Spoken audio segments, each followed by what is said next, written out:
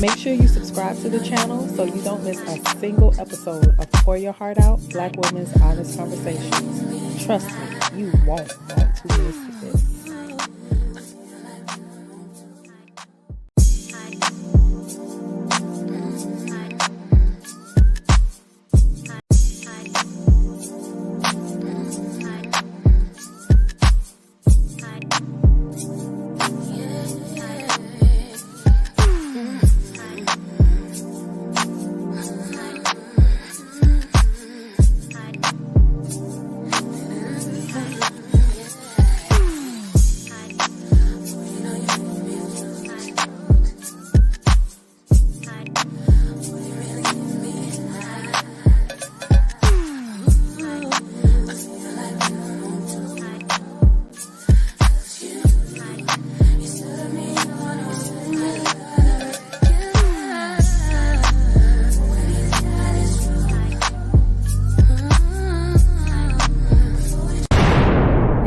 To grab a glass of your favorite wine, get comfortable, and get ready to pour your heart out.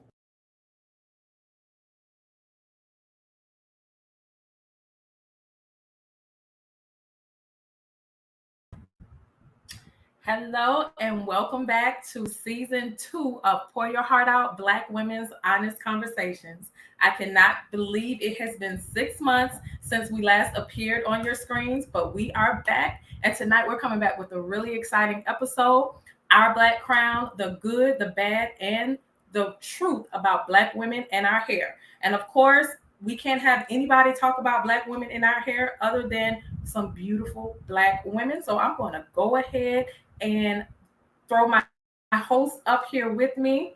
Thank you for joining. I am your girl, Nene. And of course, we have the beautiful Shaka, aka Moon Goddess, and Dr. Mia. What's up, ladies?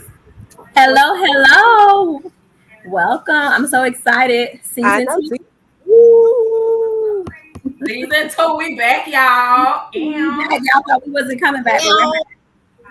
It's been 6 months, but we are back and we are ready to dive right into some conversation. All right, I'm already in the comments and I see our girl Keela is in the comments. Welcome, Keela. Thank you so much for joining us. And she has her red Moscato. Okay. Boss Man is in the comments. Trevor is down there, and we know that Big Mike, he is tuning in. He's busy tonight, but of course he is going to be chiming in because he can't stay away from us beautiful ladies. He can't shut up. He can't shut up. He can't shut up. He can't hush. You're gonna get him started. I know. So we're going to be talking about our hair tonight. How do you all feel about that? I mean, I think it's a controversial topic. It is. It can be. We are ready for it. I'm ready. I'm ready to make some people uncomfortable. Yes, because we all about the truth, speaking the truth, and just having those unfiltered conversations. So let me clutch my Tiffany. Clutch my pearls. I'm gonna clutch my Tiffany. All right, we're going to go ahead and hop in and get started. The first thing I want us to do is I want us to share a little bit about our own hair journey. One thing that I love about us Black women and our hair is that there's so many different things we can do with them. And we're going to share a little bit about that as we go through our own journeys, because we're going to be showing some pictures of our own hair journey over the years. Whew, Lord, wow. So that's one thing I do love about Black women in our hair is that we can do almost pretty much anything with our hair. So versatile.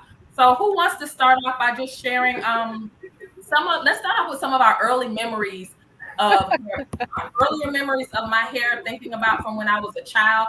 They were not always pretty. They were not always happy memories. And that leads me to thinking about this meme that goes around that says Black women got their attitudes from when they were a child getting their hair done. That hot comb and the relaxers and all of that. So, Shaka, go ahead and start off and tell us about some of your earlier memories with your hair.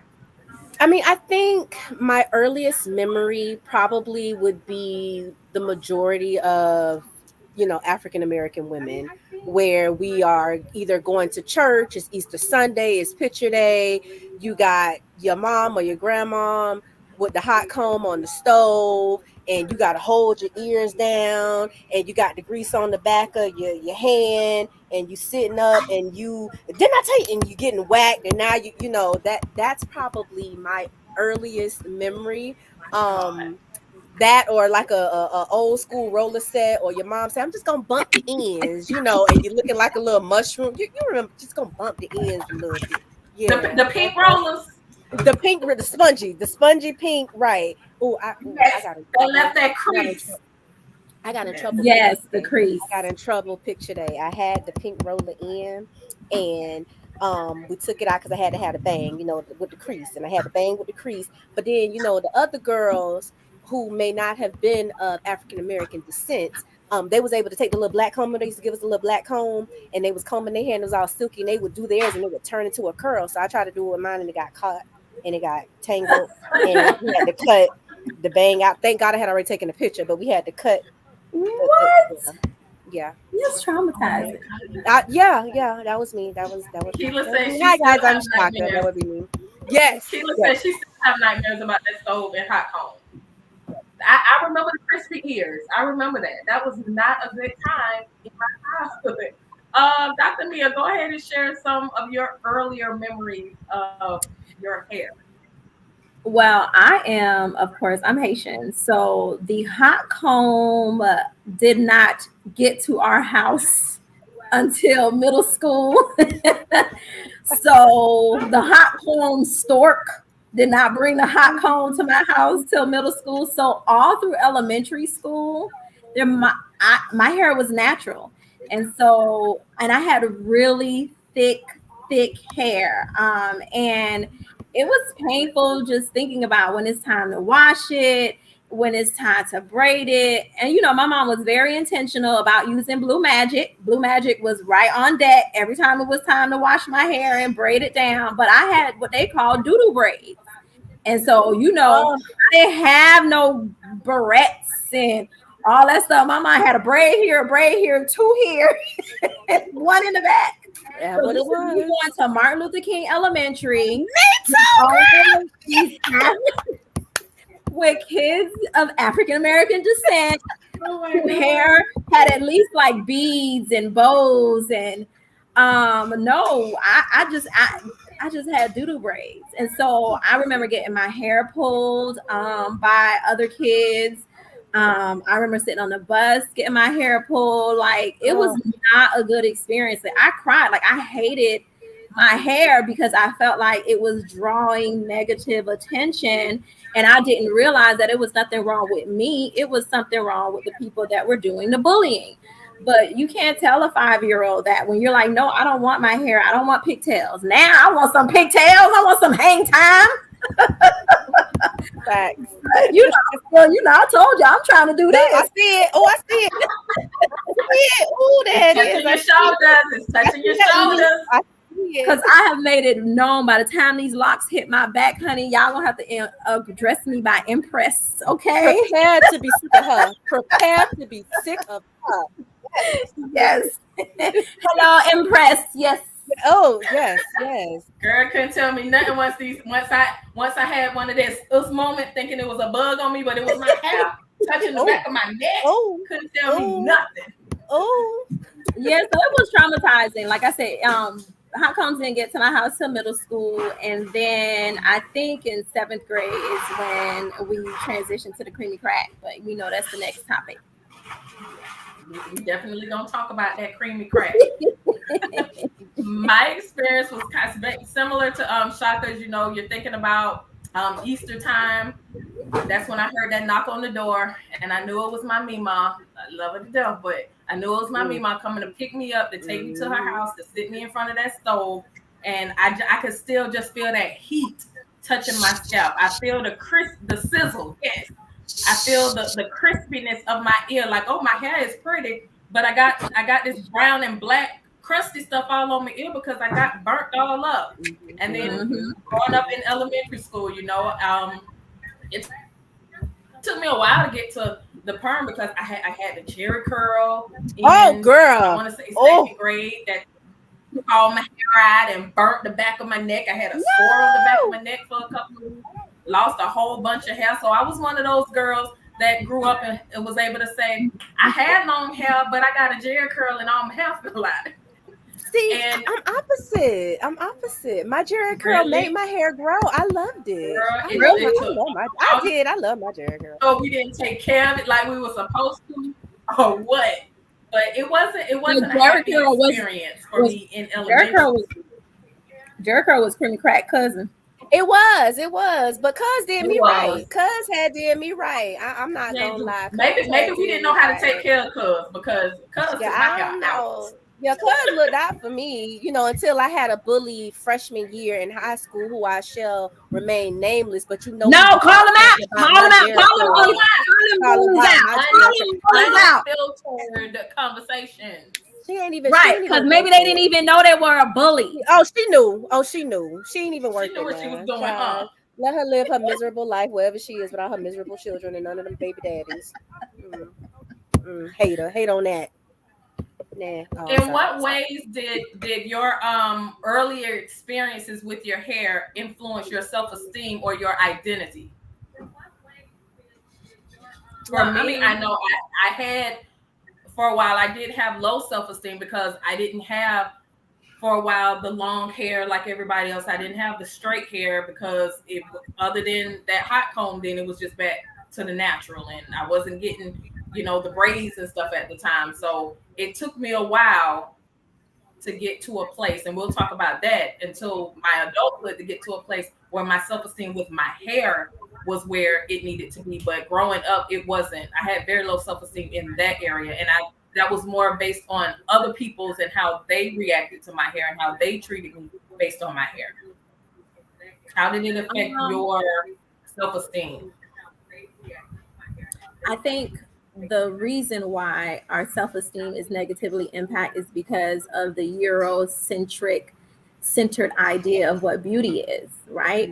Mm, So if you only tell me that the attractive person has straight hair and they look like this, and whereas everybody is trying to acquire that look, which we are still, kind of battling now, then yeah, that would impact your self-esteem because you don't believe that you're beautiful or that the way that your hair comes out of your head is enough or that it's worthy of it just being worn. Because it's so funny, I see the little non-African American girls, and their hair could be thin, stringy, all over the place. And girl, they just as free as a bird. But you were conditioned from the very time that you even knew that there was hair on your head that it needed to be laid, it needed to be parted, it needed to be greased because Needed you to be could done. not leave the house with your yes. hair a certain way because then you would look unpresentable. So already you're getting the messaging in the house that your hair is not good enough the way that it just grows out of your head. You're already getting that message. So by the time you hear it out there in the real world,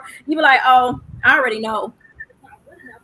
So it's kind of like there's so much that goes into why Black girls have self-esteem issues as it relates to their hair is because from the time that you came into this world, you were told, I don't like the way it looks, fix it. Mhm. Yeah, that's No, my thing. It has I it has, it has to be done. yes, that I think, and it's still kind of I guess it's triggering now that I think about it, because I remember my one aunt, I wasn't allowed to go anywhere with her because your hair not done. You can't be in these Mm-hmm. streets looking like, because your hair not done. And I didn't Mm-hmm. have the long luscious hair when I was in elementary school. I mean, I had hair. It wasn't, it wasn't short, it wasn't long. It was, whatever, average, medium length, what have you.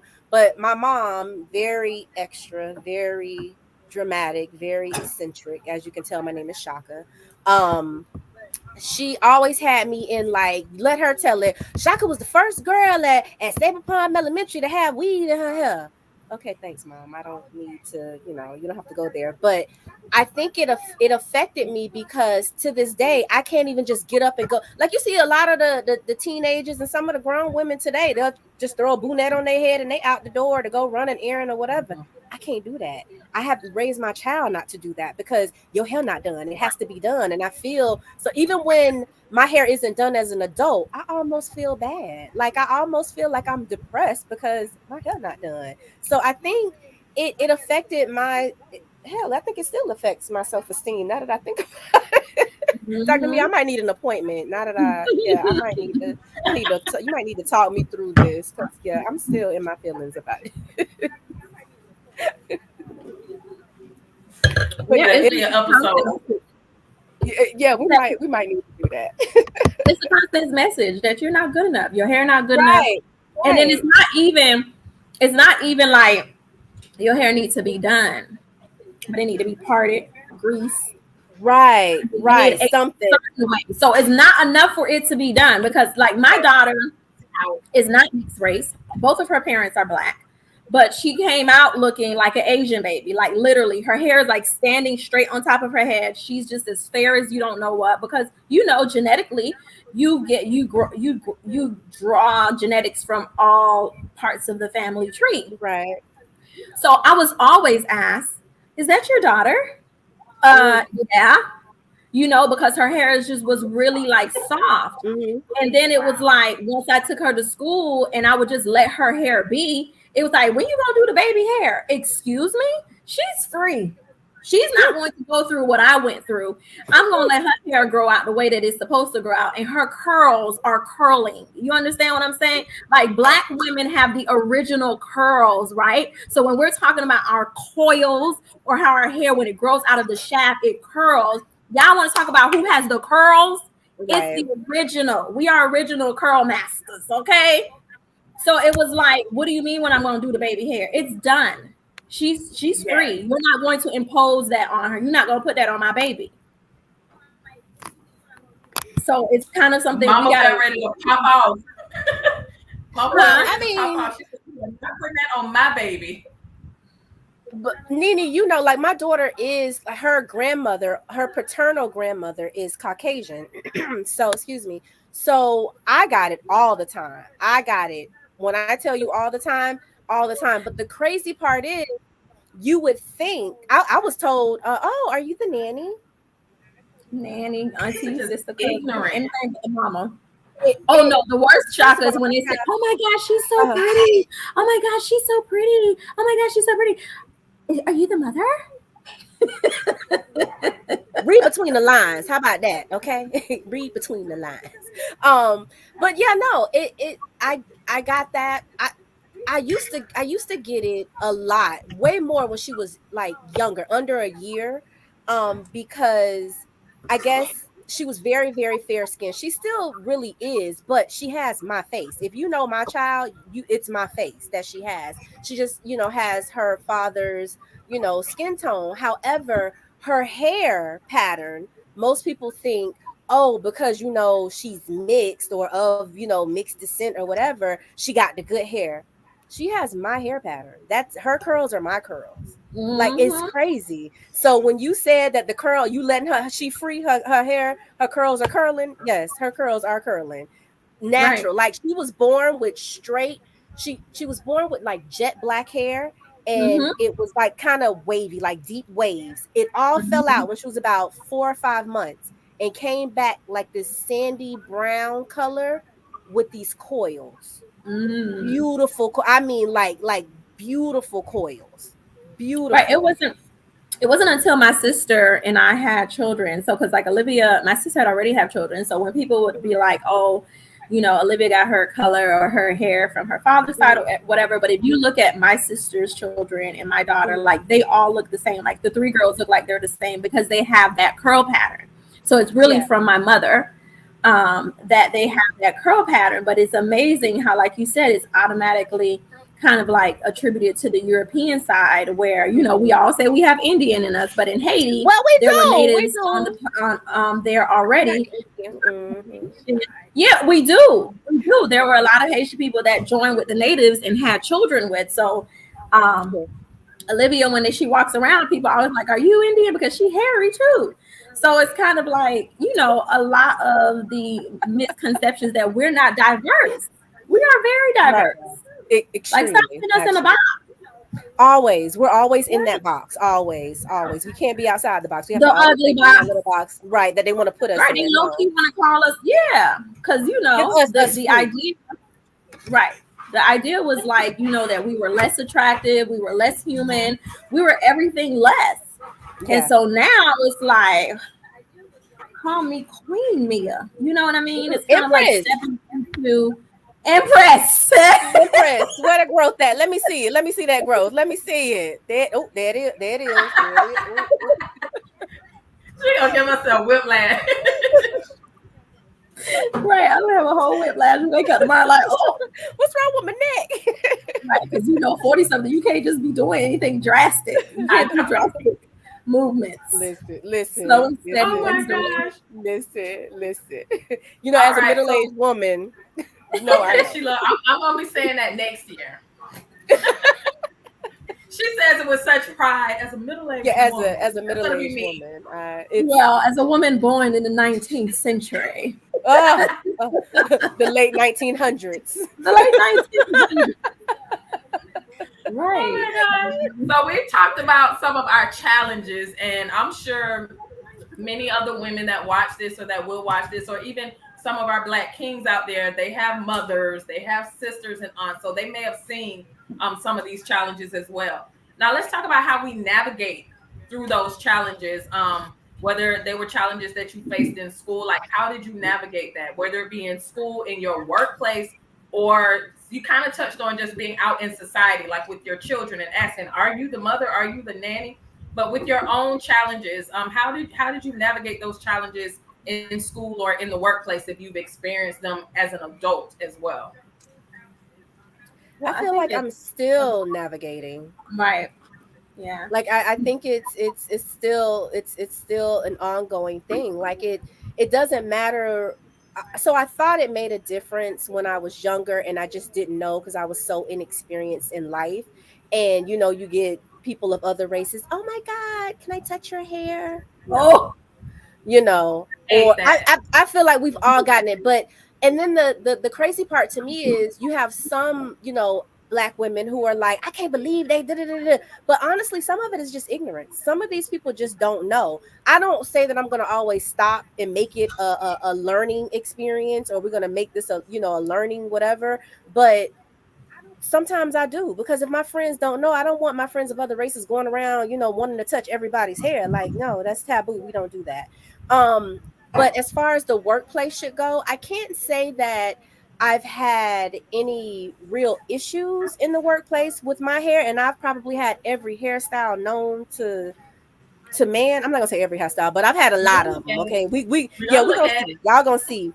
But I will say the one thing that stands out in the workplace for me that happened, and I think I was sharing the story with you, Nini, the other day, where I was at work and I had, I don't know, maybe a sew-in done or something. And one of my patients said, "Oh my God, Shaka, I love your hair." And I said, "Thank you." And she says to my manager, "Sue, don't you just love Shaka's hair?" And my manager, Caucasian woman, older woman, born in Ohio, says, "I never know what the help's going to come in here looking like." The what? girl.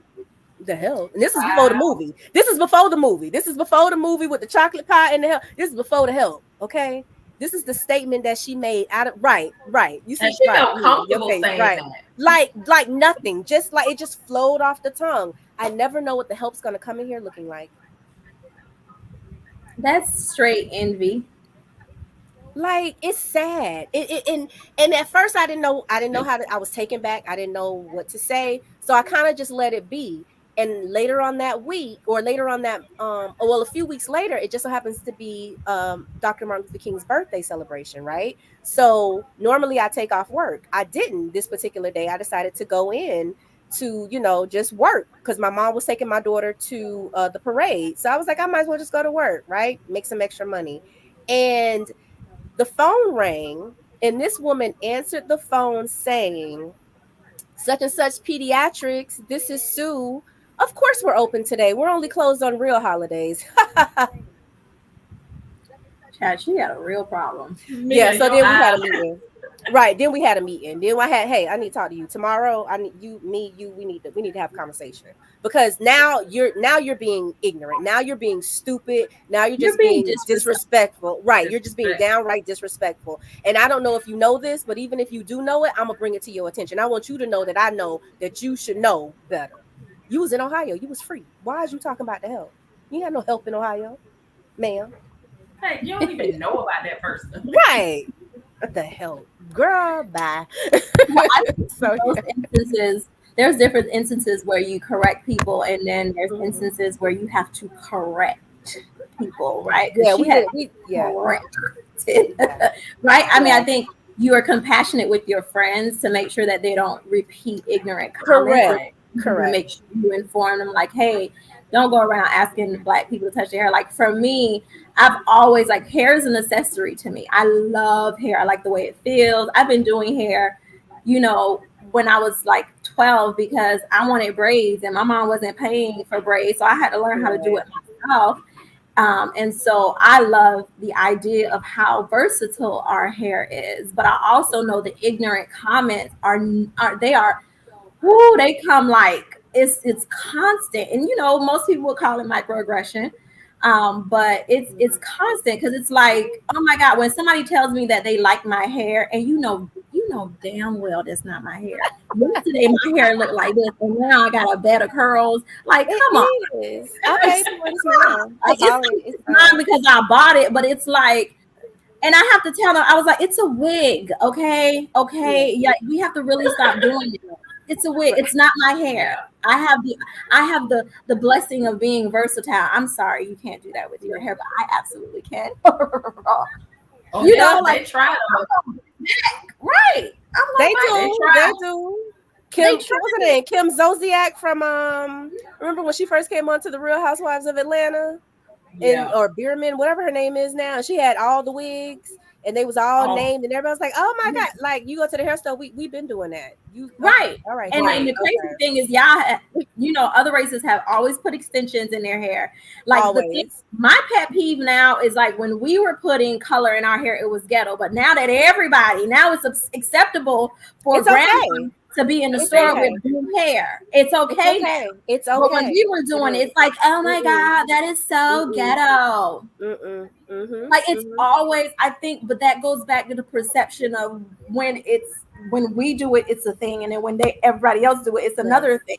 Like Yes. we can't even just ever get credit for just being innovative, creative, magic, right? It's always has to come with these negative connotations. But when Mm-hmm. somebody else brings it out, and you know, we could talk about the Kardashian body, booty, all that stuff, and all of the kind of like involvement of what that is, and we've been wearing them butts all Preach, our preacher. lives. right.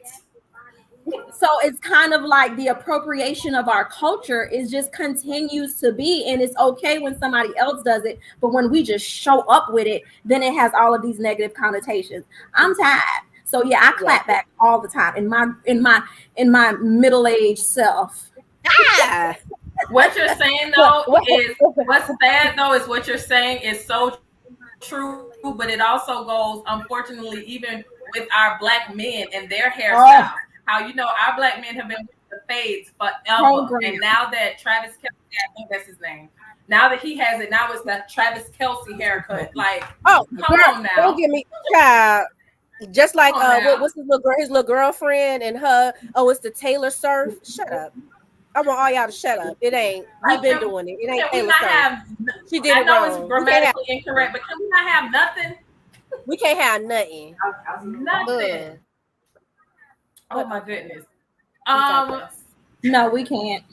The appropriation of black culture is real. It is, and it's sad. It's so sad. have you ever felt a time where you like once you started getting to a place where you were wearing your natural hair more? Because I know we'll go through the pictures in this segment where we worn all of the different hair. Like between the three of us, we have worn all of the hairstyles. All the Have you ever hairstyles, felt honey. where you needed to alter your natural hair to fit in or be accepted in your surroundings I mean, Yeah.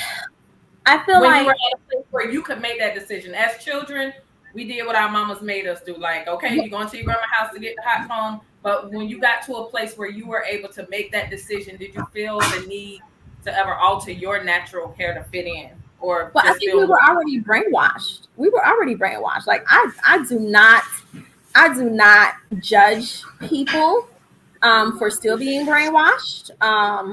But we were brainwashed, and so we just continued what we were taught. Like everything that we are is a behavior that we acquire through interactions with our parents and the general community. So we were taught to modify our hair and look for us to fit in, because we didn't want to stand out, because we didn't want too much attention drawn to ourselves.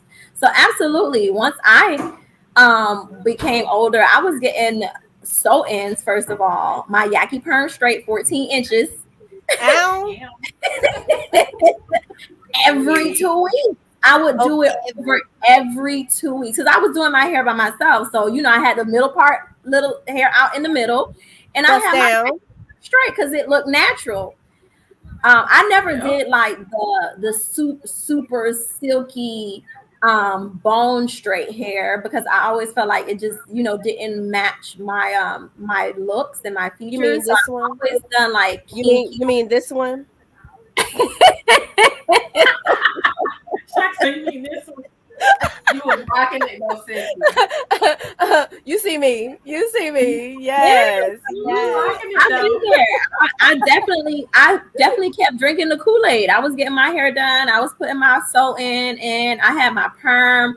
At one point, I was going to the salon every week, getting my wash and having that wrap that you do at night, and then you unwrap Oh, it in I the used to love morning. the rap.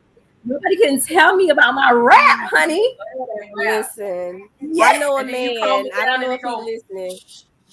yes. Listen, I know a man. I don't know if he listening. I'm pretty sure he is, but he loved that flat wrap. That flat wrap was everything. Oh, He's been programmed.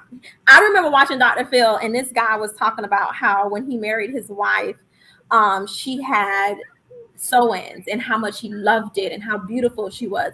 And then now that she's been wearing her hair natural, he doesn't like it. He doesn't like it. So who did you marry? Did you marry the Malaysian silky straight, or did you marry your wife? Because how can you now, like he was legitimately saying, like, I don't see my wife as attractive anymore because she's wow. not wearing the hair that I met her with. You You talk about know, brainwash? That's I'm sad. glad you brought that up, Dr. Mia, because can we go back when I think Nina, you asked us about, has it like played a part, our hair journey played a part in, any part aspect of our life. When you brought that up, my 20s, and it's sad to say most of my 20s, my hairstyles were based upon the guys that I dated. Oh wow. Like Mm. if they didn't like me to have short hair, I made sure my hair was nice and long. It was straight. It was if they wanted, I don't like you with braids. I don't like that natural look. I want the flat wrap. I want that's how I wore my hair. However my man liked it, that's what I did. I wore my hair just like that. But today, at 45 and some change, and what you think of my hair, I'm gonna wear it how I want to wear it. I don't care if you like it. If you tell me I don't like girls with short hair, I'm gonna shave it. Find somebody else. But it, Right. but I'm it's but rebel. it's true. But it's true, and because it's true. Like who did she marry, or who did he marry? You know what I mean? He was in love with Right. that 14-inch, That's Malaysian whatever. scary. Mm-hmm. Look at Trevor. What my Like I husband's said, I saying had to down go here in through the that. comments, y'all. Oh, I wanted to I say will something about push back Trevor in on the that. comment that he threw. On that, y'all know transition phase isn't a great to look at, Well, really, Trevor. So the transition phase is not great to look at in comparison to what, Y'all right? transition The phase only ain't good to reason look that at you either, don't sir. get we're good to look transitioning at, to our because own natural hair. right, you have a baseline reference that you are referencing it to, and therefore, if compared to the perm, of course, it's not a great look, because you have a baseline reference of what you perceive to be beautiful or acceptable or nice. Had you never had that baseline reference, you wouldn't know that the transition look didn't look that great, because you wouldn't have a reference to compare it to. Don't get me started. Get your glass, girl. Get your glass. I'll drink to that. We'll drink to that. Oh, sit down. I love you, baby, but Hmm. Keela said no. Right. No, there was something Trevor said in a comment. I think it was Trevor that said something about, oh God, where he blames black people. Yes. He's I talking blame about the black Travis people. Kelsey. The Travis Oh, Kelsey okay. thing. Okay. Them taking, I think Right. them Okay. The taking our fade. look and All things right. like that. Because the first thing he said when it started happening, he was saying that's because the black girls he used to date made him, feel like he was black. So he started wearing their hairstyle, the black the dance culture. haircuts and everything. So now, yeah. The appropriation of culture. Get it together, people. Get it together. Yeah. I love You you. better Husband. say it loud. Say it loud for the people in the back. Mm-hmm. And honestly, that's one thing I do love and appreciate about him, because I had wanted locks. I wanted to go natural for a while now. And he always, no matter what, because he's been with me from like so many different phases of my hair journey. We've been together for almost 13 years now. So he's seen all of that, and he made me feel beautiful in all of those. Even when I had the little snakelets hanging off of my head when I started my lock journey. Where you pull it out, it's this long, but then when you let go, it snaps back up here. Yeah, I could do that right now. I could do that right now. All of that. So, I love you, husband. Thank you. Oh my God, so sweet, Trevor. We love you. We love you, Trev. But girls, this is like the perfect spot for us to start showing some of that hair. So who want to go first? I'll go first. All right, let me I'll go first. So I'm gonna go through some of your hairstyles, and you can just talk what you were feeling, what you were going through, who you were dating. Since you say who you were dating. Some of them I'm gonna leave nameless. Some of them I ain't gonna say what it was, but yeah. Let me know when you're ready for me to go to the next picture. All right. Okay, So let me yes. pop that. Okay, so this is a picture. About it. I was 22. I had just had my daughter. I was married. That is my natural creamy cracked hair. Okay. Creamy crack. Her father at the time loved the long natural hair, and it had to be the flat wrap, and that's what it was. Yes. Look at my baby. You can't why I call got questions. Well, not natural, but the permed look, the relaxer with the bob cut or whatever. That was his hairstyle. That's what he enjoyed. With that little bump. But I used to love that little bump. Right. And this, I got a bump. You had to flip it back. And this photo actually represents too why I was always asked if I was the nanny. Yeah, that look like a white baby. Look at that beautiful baby. Now she about to come home. She colored now. She's very. All right, what's going on? I think this was 2008, and I had the drawstring ponytail. So I was still into the creamy crack, but I used to love me a drawstring ponytail, honey. And the guy that I was dating at this particular time, he did not like short hair. He hated short hair. So I did whatever I could to give it the luxury long wavy something look for him. Wow. I did. Yeah. I was at Jenny's too. Wow. It was late night. I think I had just left the club or something. It was good too. Next. This is still with the creamy crack, but I think this is actually one of my cousin's wedding. So this is where I wasn't sure what I wanted to do. I wasn't sure if I wanted to grow it out or if I wanted to cut it. So I was kind of in between. I wanted a nice, You look like a first lady right there. Right. I wanted a nice lip. Right. Yeah. I was cute. First lady Shaka. Yes. Speaking into existence. Israel, thank you so much for joining us tonight. First Lady Shaka at church anniversary. Yeah, this is when I was over that Shocker. relationship where the guy didn't want me to have the short hair. That guy that I was dating that wanted me to have it when I had the drawstring on. So when he pissed me off, I chopped it off. I sure did, because the hell with you and your thoughts and what you think about my hair. And I was kind of going for, at the time, Regina King, because I was always getting at the time that I kind of favored Regina King. So I wanted to do what she was doing. So I told my stylist, Kai, shout out to Kai Herbert. I don't know if you still do hair or not, but hey, Kai. Yeah, I had him chop it off and give me that. I sure did. Yeah. I like that look. Yeah, I did Very too. Hallie. I'm not gonna lie, I miss my little shortcut. Ooh, I love me a shortcut, honey. Ooh. All right, go ahead. Next one. Let's see what else we got. This is her in all her glory. That is my natural I hair. love That it. is, I love that. yeah, that is my natural hair. That's her. Yeah, there she I is. love There that. she is. Yeah. Yep, with all her curls and her cord. That's her. Right. Mhm. The That's curls are curling. yes, that is her. Curls are curling. Yeah, so when I don't have this is what that's what I am. That's what I got right there, y'all. That's it. I love it.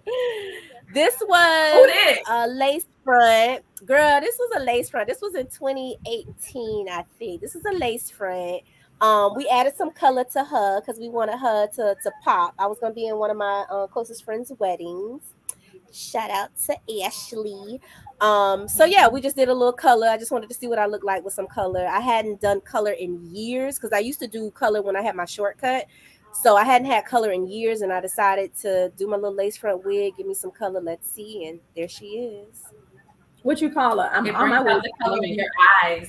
Her name, I think we called her Megan at the time. I think that was Megan. No, She look like Victoria. Megan. I lied. Victoria. No, it was Victoria. It was Victoria.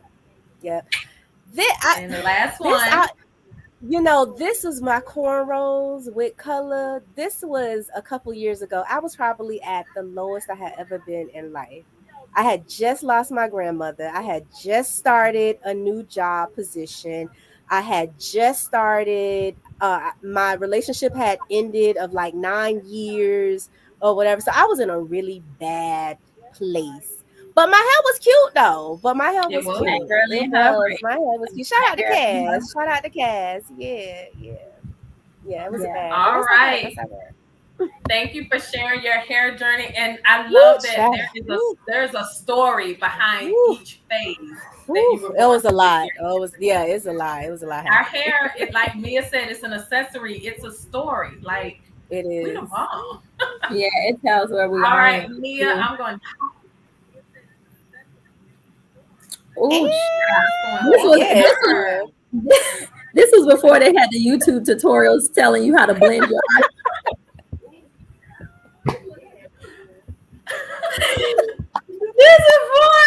This is before they had the little eggshells available at I see. Somebody Baby, should go have to told send us me. some pictures of your hair. We focusing on the hair, Dr. Bill. We focusing on the hair. Oh Lord. So this was my go-to hairstyle when I was Mhm. transitioning, right? And when I had creamy crack. Like I always loved twists because I think they're like hassle-free. Yes. You add color, take color away. Yes. It doesn't necessarily have to be neat. It could be like unruly. And it's crazy because even when I had twists in my hair, like this is how particular our lives are as Black women. Because if that twist ain't twist right, somebody gonna be like, oh, your twist. Like you see how the coil, like just even the twisting of the hair has to be twisted right. Like we can't just like Right. everything is always has to be in place. Oh my god! But that was my go-to hairstyle with the creamy crack, which it was harder because you would see the straight ends coming out. But Yeah. with natural hair, definitely use a lot of twists. I think I don't know how old I was. I think I You was look in so my young. Hey, Bones. You look I so was in my young. I was definitely in my late 20s, if not early 30s. I don't think I was. I changed a lot. Next.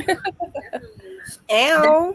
That's now. So that's Ooh. me with my locks. So I cannot just do one hairstyle. Like I'm gonna pull it up, I'm gonna put it down, I'm gonna put it to the side. I know that's right.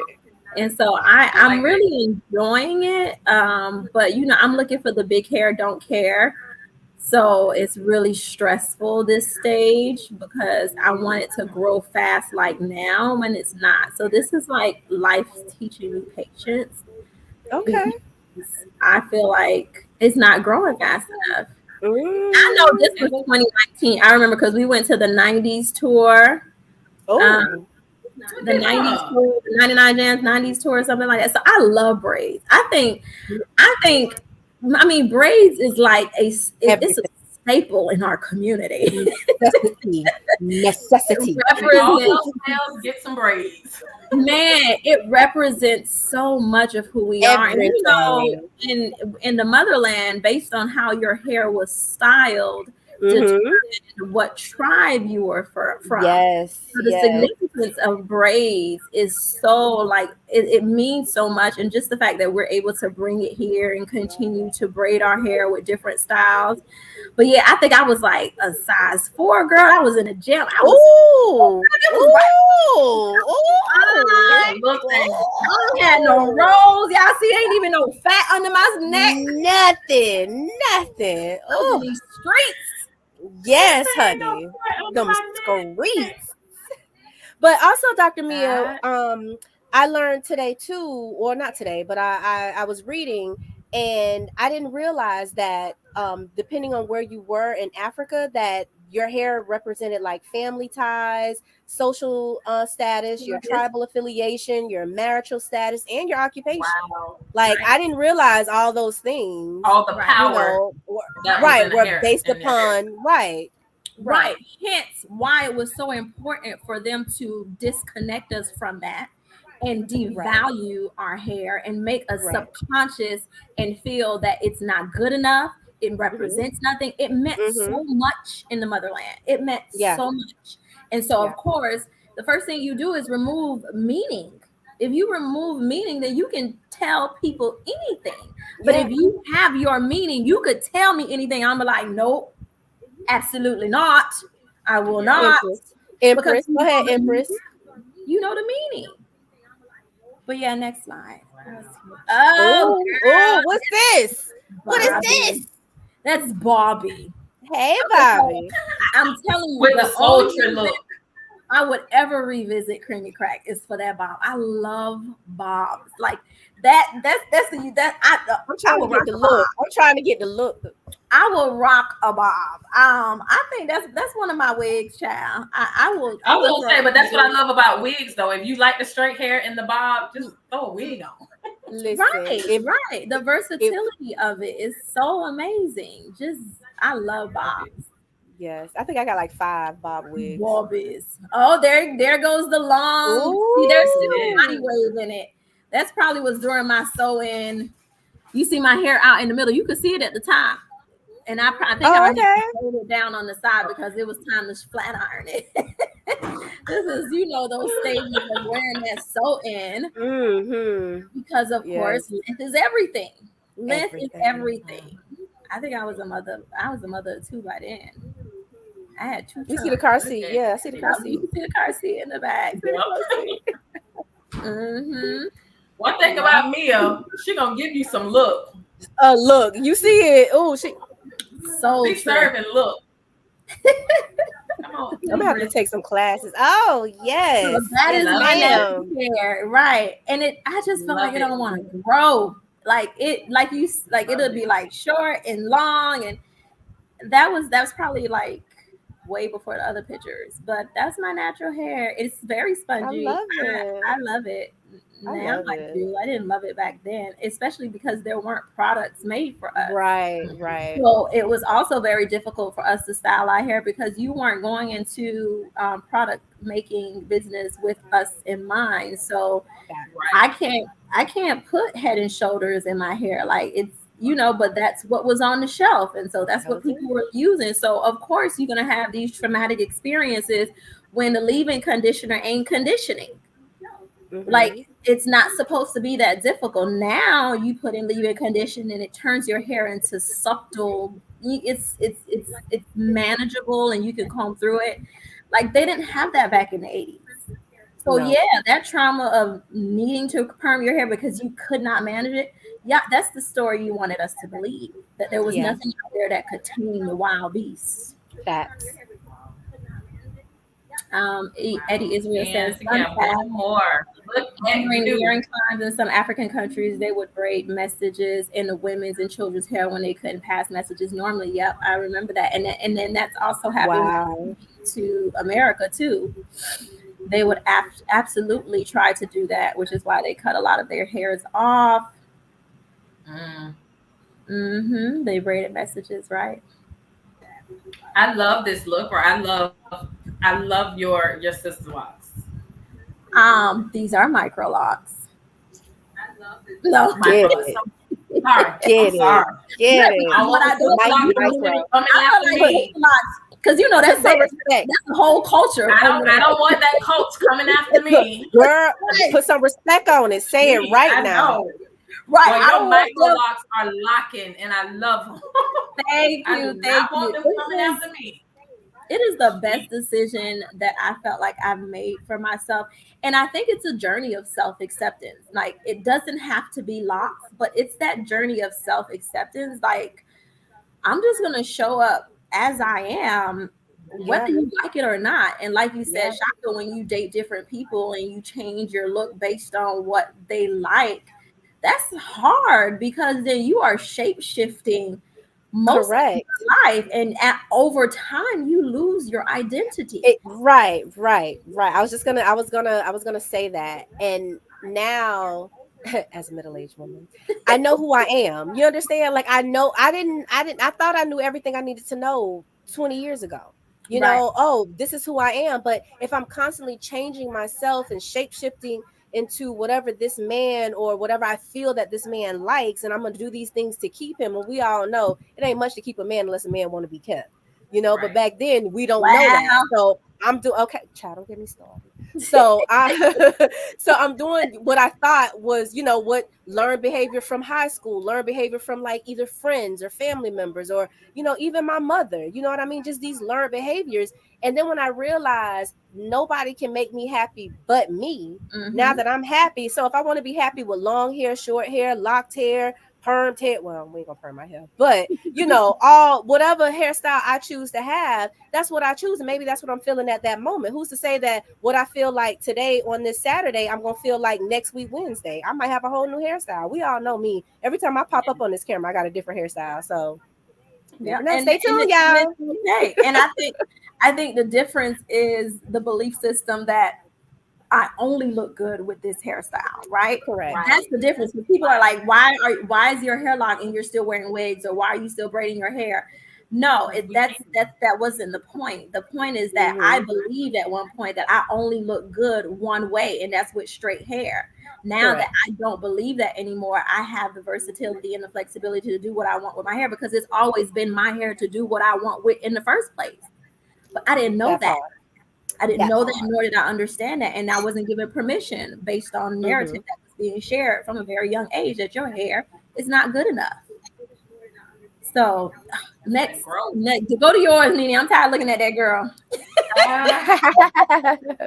Ah, shoot, I forgot to load my pictures. I'm just playing. I got some. Hold on. Let me go to No, Facebook no, real no. quick. Okay, Hold I found on. it. I Oh, found it. oh, oh. All right. This was one of my go-tos. I love the twist. That's when the two rope 2-strand twist was the big thing. So I kept my hair in some twists or some braids. So as I was transitioning and trying to figure out what I liked at that time, I was still doing the relaxed hair. But as I was trying to figure out what I wanted to do with my hair, I would always go Mhm. back to my twist because we love us a protective style. Alrighty. And then I chopped it off. Chopped off the top. This is when I started getting to a point where I realized that hair is hair and it can grow back. And I was Yes. able to be comfortable with cutting my hair, because before that I was like, oh my gosh, I can't cut my hair. I have split ends. Don't cut them because it gives me length and all of this. And I started getting to the point where hair is hair. It's gonna grow back. And if Hmm. it doesn't grow back, I'll find Just something buy else to do. some. So for a Just few buy some. years, I kept my hair cut short, and I was having fun. I think I was not finding out who I was in my early 20s, but just having fun. Like every time I would go, every 2 to 4 weeks, I would go to Miss Erica and she would do something else fun and funky with my hair. So it was at a place where I was just exploring what can be done with my short hairstyles and just having fun with it. So this was my fun phase with my hair. I had it spiked up, I had it shaved all the way off in the back. I was just having fun and not worrying about what anybody else had to say about my hair, because growing up, even through high school, I was worrying about what other people had to say about the hair. It needs to be straight. Oh my gosh, I have a little bit of new growth. Let me run on over there and get me a relaxer and all of that. And I just got to where I was just having fun with my hair. Oh, I missed it. Oh my God. I missed the haircut. This is the haircut I had when I met my husband and started dating my man and stuff. And I had it shaved in the back. That swoop was all the time. It was swooping, wasn't it? Swooping. You see that swoop? I was swooping all the time. I had my color, and again, I was wearing my own hair, but I was still getting it relaxed. You know, when you have it shaved in the back, you got to keep it relaxed because that thing started growing, and so still experimenting with my fun. Peasy had kitchen. That kitchen. Started growing it back out and just enjoying having healthy hair. Yeah. So I was still getting my relaxers, but just having fun with it, figuring out what I wanted to do. So I was coming up I think we were coming up towards the wedding at that time. So I had to grow my hair out some so that Q can have something to grip when she did my my wedding bun. So I was growing it out, figuring out what I wanted to do with it. And here's my sew-in. Q did me good. This was for my engagement pictures. I remember so still trying to figure out. Q got had me good for that. I think that was my first sew-in. It was fun. Yeah, still in my relaxing phase. So this was 2012. That's when we did our engagement. No. Yeah, 2012. That's when I got engaged. Yes, 2012. Yes, ma'am. So this was during that time, having fun. I love this look, but this was something I don't know why I was never good with the sew-ins. They didn't like me, and I used to be jealous of you, Shaka, because you would always have these pretty sew-ins and stuff, and I'm like, telling you, okay, I want it like Shaka, and then I get it, and it just didn't like me. I don't know if I didn't know what I was doing. Yeah, they are a task. So It depends. It depends on the style that you get. It depends on who's sewing it in, but it also depends on that hair too. This was my favorite non-lock style. This one, baby. Yeah, I love this hair. Baby. I ain't good with sewing. Okay. Yes. Go back. Wait. Why not this one, Trevor? Wait. Don't be giving no disclaimer. I like it. I really like it. You talk about it. I got you. All you can do is focus on your face, and you have a beautiful face. And it's hair. I don't even know what to say. So I have been natural for a while, and I didn't know what to do. Like I wasn't a good loose natural. I learned. So I went and I got it cut. What is a loose natural? You know what a loose natural is. Wearing your hair loose while it's natural? Like no twists, just out. Wearing your hair. No transition. And I learned that wasn't for me. So I actually have more hair than what it looks like there, but what happens is like that shrinkage.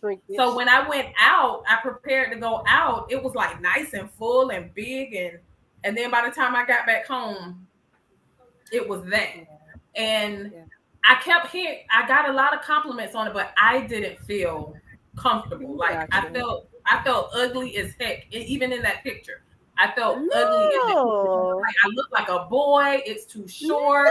It's not curly like the girls in the pictures. Like when they have their cut, it's curly. Mine wasn't curly. It was just that one little piece of curl right there.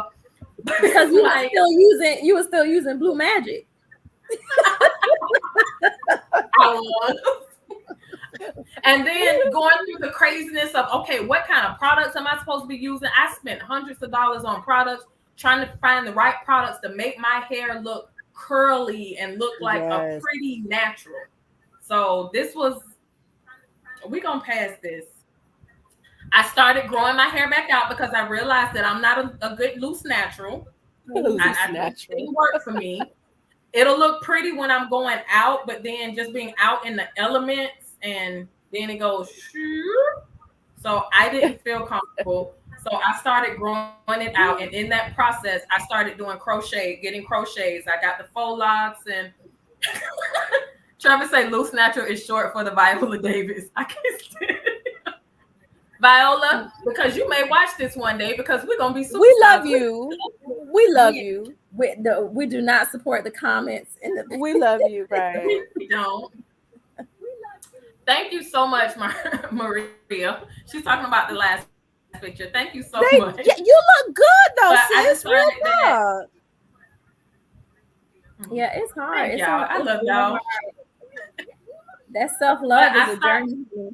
It is. It really is. So I started wearing crochet, not knowing what I wanted to do with my hair, but I knew that I didn't want to go back to cream and crack. That's what I did know. I was never going to get a relaxer again, but I didn't know what I wanted to do. So I thank God for the versatility of our hair. I got crochet on a regular basis. I started getting braids. Q was coming over here for 2 years, braiding my hair, keeping me nice and cute. I had my box braids and I did all of the things with that as far as protective styles. And that got me to where I am today, loving my locked life. Nation. It's the most comfortable I have ever been with my hair in my entire life. Once I got through the ugly phase, this is the most comfortable I have ever been with my hair in my entire life, and just feeling natural and knowing that I did this. Like I started from the bottom and I did this. Now she here. Right. Fit in with it. Yeah, but so it was interesting that you said, Nene, that once you took the perm out, because I think I did the same thing like after my second child. So the last time I had a perm in my hair was like 2009, I think it was. And making the decision to say, no, I'm not going back. And I think what happens is a lot of people, even after they know the damage and they know how perm is not good for you, they still go back, right? I mean, and I might get a little pushback from this, but I feel like the people that still perm their hair is equivalent to the people that smoke, right? This is not good for you. It's not good for you, period. There's no part of it that's good for you. And with all of the studies emerging, kind of like solidifying the position that it's not good for you, and you're still choosing to put this chemical, this foreign agent that was never meant to be part of our natural existence. Right. It was never meant to be. So for you not to be able to let go of something that was never meant to be, that is cognitive dissonance, right? I'm going to go ahead and diagnose you all right now that is still perming your hair. And I'm going to diagnose you. You can call your insurance company and see if you could collect some disability. Hey, Mike. Right. You are experiencing cognitive dissonance. That is the mental discomfort that results from holding on to two conflicting beliefs. So you are in conflict with yourself because you know what's right, but you want to hold on to that because that makes you comfortable. It's familiar and you like it, but it's going to bring you harm. It's kind of like the person that knows they have to go on a diet and know they have to stop eating junk food, but still continuously eat junk food. So when do we get to a point where we're holding each other accountable for our health and our well-being? Because cancer is real, and we are putting this foreign agent next to our scalp, next to our brain. Our skin absorbs it. We don't even know what they make it out of. and it was never meant to be. It was just never It, meant to it be. was it was it was on accident. Not to cut you off, Dr. Mia, but I read that in 1905, a tailor named Garrett Morgan accidentally invented hair relaxer. He was experimenting with solutions to help needles glide through fabric better, and instead discovered that it worked as a chemical to relax hair. Wow. A mistake. Yeah, The hair relaxer whole thing yeah, was a the mistake. A whole mistake. billion Hmm. billion dollar Hmm. industry. Hmm. So I mean, I'm gonna just employ people to kind of like put you first and make that decision to stop, Yeah, dying a slow death, because you know that the chemicals in that relaxer are foreign agents, and they shouldn't even touch your skin. Not yeah, alone, not alone touch your skin, but now touch your scalp that's so close to your brain. And it's kind of like, we talk about how ADHD is emerging and all of these symptoms, and these yeah. kids have all of the issues. We are the generation that have reared children in this genetically modified world, right? So we were introduced, like, our generation is the real GMO generation, right? So there are so many foreign things that we've been exposed to, and we now have offsprings from that exposure, and these are the effects of it. When people are like, oh, autism is on a rise, and why all of these symptoms, and it's like, oh, they're just misdiagnoses. No, them kids really crazy, Yeah, because you literally are taking something like perm that you've ingested, your body has consumed it, and it has become part of who you are. hmm, And when you, from that, you bear children, because everything that you are as a mother, you pass it on to your offsprings. Because if your child can absolutely. get AIDS, if your child can have, if you were a crackhead and the child is now born a crackhead, so Addicted to the crack. Yep. crack applies. All of those have negative effects on your embryo. Yeah. So, Harriet Tubman said she would have freed a lot more people had they known they were slaves. Mm. Do you know that you're a slave to the cream of crack? And I can say this That's because why I call it. I'm a recovering addict. Right. I'm the pot. I could have this discussion because I did. I used to perm my hair too. And now You the pot I calling stay. the black. Right. Happy So if birthday, Happy you my birthday! mama. Happy happy birthday! birthday. Maria, I have not tried it, but I wrote it down, so I'm gonna look into that and see what that is about. Yeah, let me Alrighty. look that up. And Dr. oh, Mia, go ahead. you brought up something that I want to lead to with the next question. Because I wanted to ask, as we're talking about that turning point, we talked about how we navigated through the challenges, we went through our hair journey. So then now I want to talk about that turning point. What was a pivotal moment in your life that led you to embrace your natural hair texture or significantly change your hair? You talked about how, we can transfer things or pass things on to our children. That was actually my pivotal moment that made me stop getting the relaxer. I became pregnant. I found out I was pregnant. So I wanted to stop. My plan, though, was to just stop getting the relaxers while I was pregnant. I had Mhm. every intention of going back to my relaxers once I had my baby. But Mhm. I had her. I went through the 6 months with her. I had her. By that time, I had been into my braids. So after I had her and going through that depression of her being born prematurely, I didn't rush back to get my hair done or anything. I continued with my braids, and before I knew it, it had been over a year, and I realized that I had so much new growth. So I'm like, let me just keep going. And by that time, I had so much new growth that had been clipping off all of my relaxed hair. I felt like, you know what? Let me just continue on this journey and see how it goes. I made it this long without relaxer. I've been enjoying my braids. I've been enjoying my crochet and my twist. So maybe I don't need it. Maybe I'll just go back to the relaxer eventually.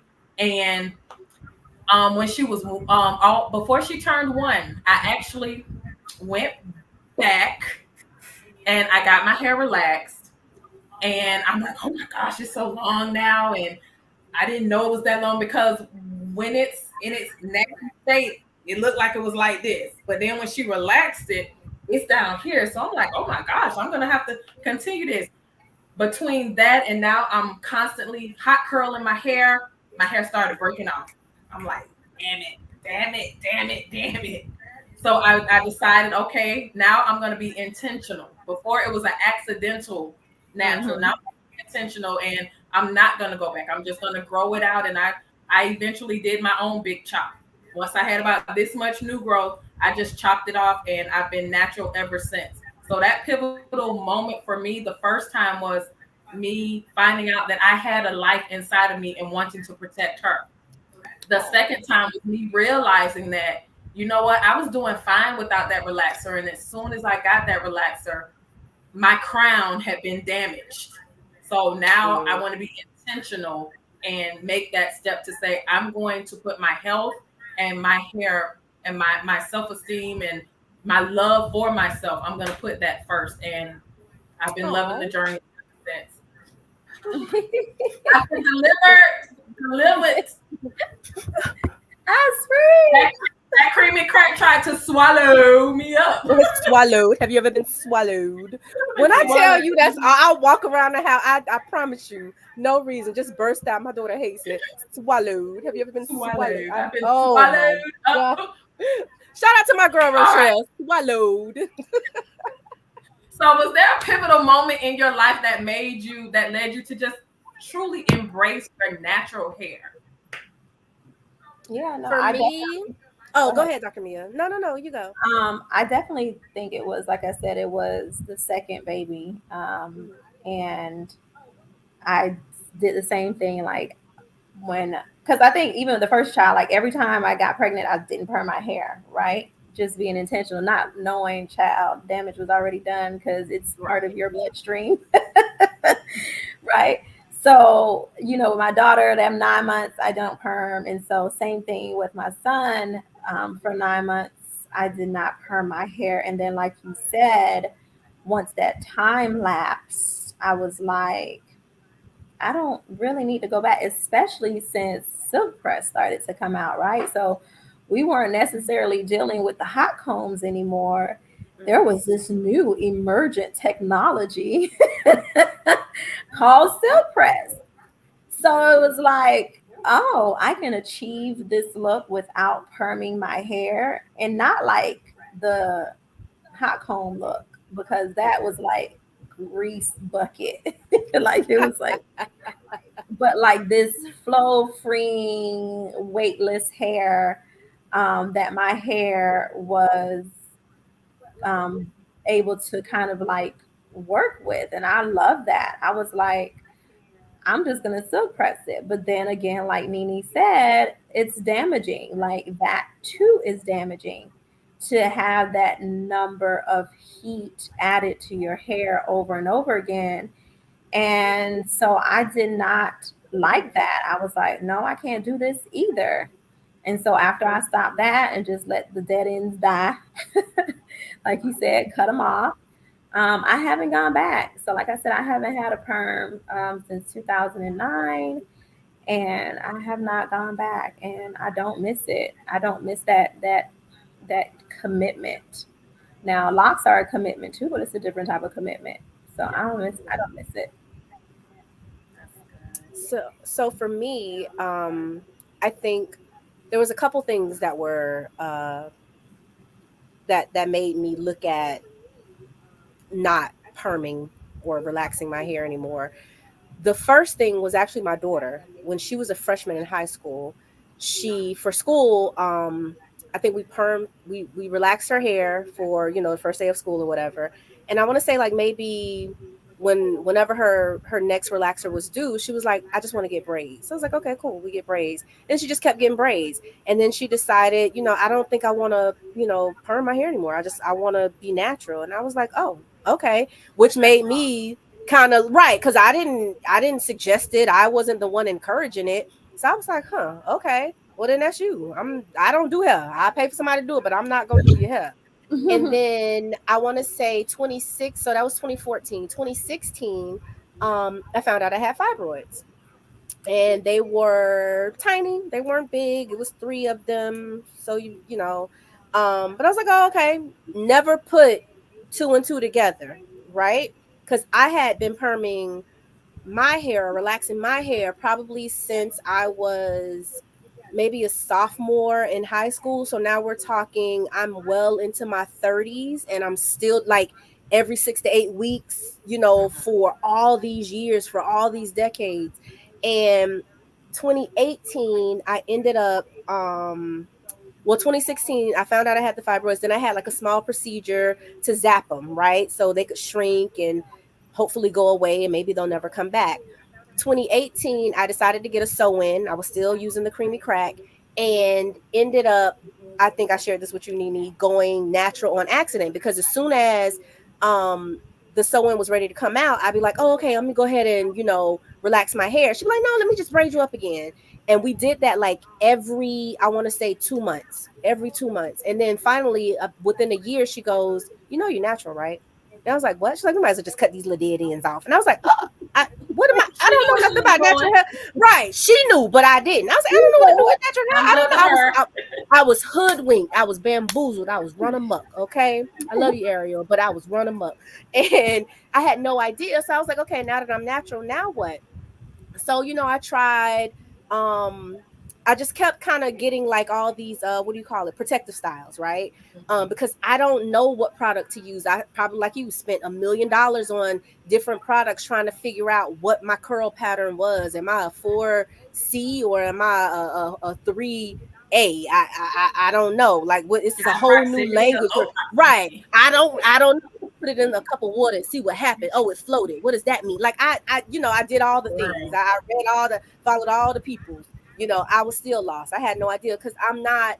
Some people are natural with learning how to do their own hair. Some people can just makeup. Now I can figure out some makeup now, but when it comes to hair, yeah, no, that's not my cup of tea. And then in 2020, so we're all home because of the pandemic, and we all trying to figure out life and how to maneuver now with this COVID thing. And I started having the worst cramps when I would have my cycle, the absolute worst, flow, the heaviest. Like, I mean, it was horrible. It was so bad. And I went back to my doctor and I was like, I don't know what we did in 2016, but can we redo it? And she was like, well, let's just scan you again and see what's going on. So I was like, okay. She scans me again, and those same 3 fibroids that were tiny, tiny, tiny that we don't have to worry about are now the size of large lemons. I ended up having a hysterectomy a year, 2 years later. I had a hysterectomy because I couldn't deal with it. I couldn't hang with it anymore. And when they removed those fibroids, they were the size of large grapefruits. And one was protruding through my uterus and attaching itself to my bladder. And it was probably right. It was the absolute worst thing that could have happened to me. And then all these lawsuits started to come out about tying hair relaxing to fibroids, to uterine cancer, to ovarian cancer, to fallopian, to like all the things that were happening. And I couldn't help but think, all those years of me relaxing my hair, all those years of me exposing it to my child, because I kept perming my hair when I was pregnant. I didn't stop, so it that for me was like, yeah, no, I'm never going back to that stuff again. And when I think of like, and I told Terry I was gonna put you on blast, Terry Williams, perming her hair. She just had my little nephew and she was in there perming her little hair, and I said, stop. I can't believe you. You should know better. And I went down the list and gave her all the things, and she was like, I know, I know, I know. So anyway, Cognitive dissonance. Go say it again. Thank you. Right, say it again. Right. I tried, but yeah. So for me, that was my turning point. It was my health. Like, I want to live. I don't want to die with this bust down, straight flat wrap. I'm gonna be real cute in my She casket. looked the That sounds bomb, but she stupid. did. That sounds stupid. That sounds stupid. I want. Oh yeah, she was open casket sharp, y'all. That's dumb. No.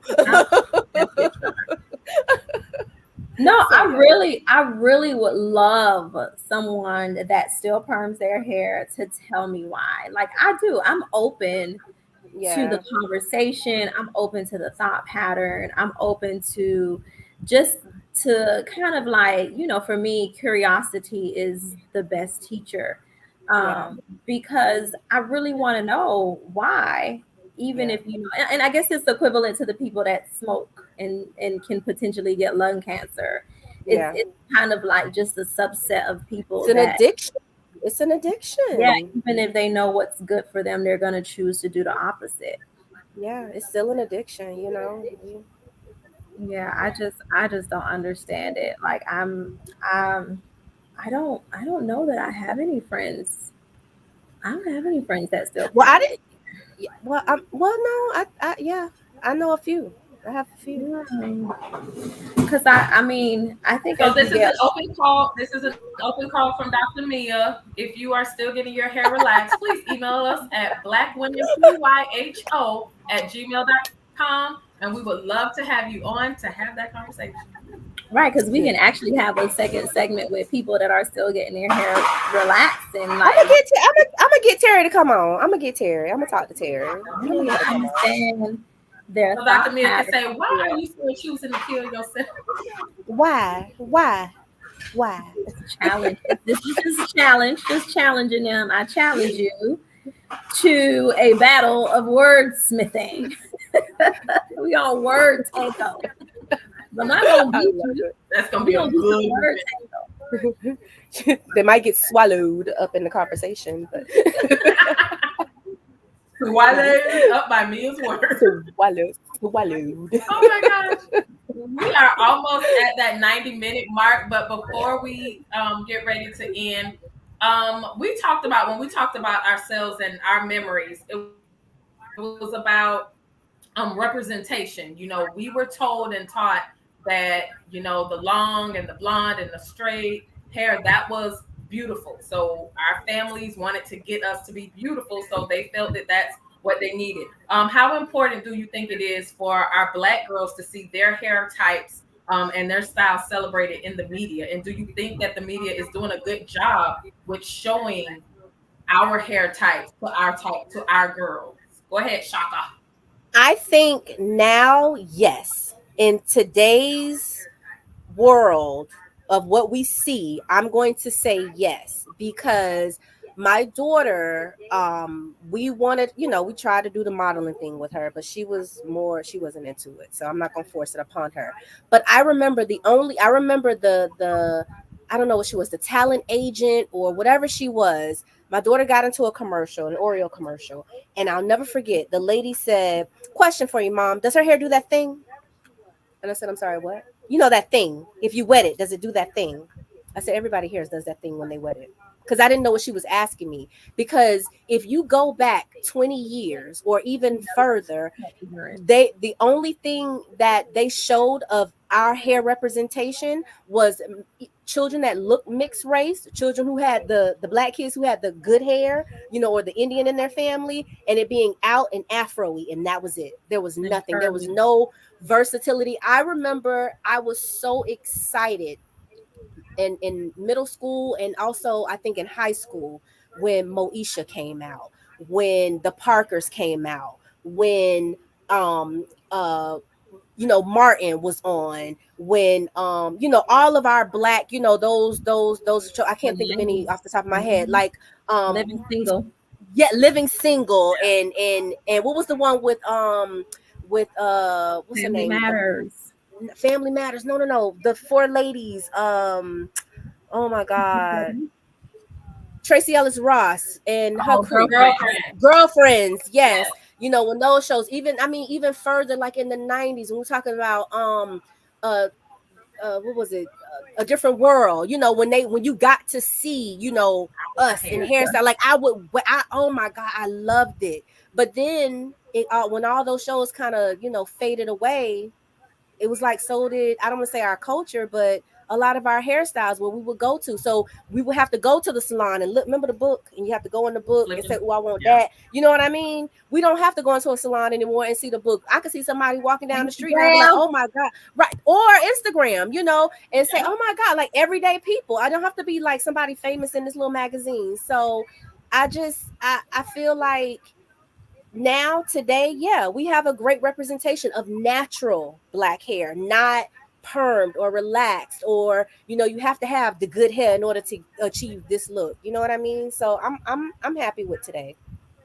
The young ladies that are being reared in this time have absolutely the best confidence in the world. Like, I love the evolution of the natural hair journey, and to see all of these brown girls with their puffs Yes.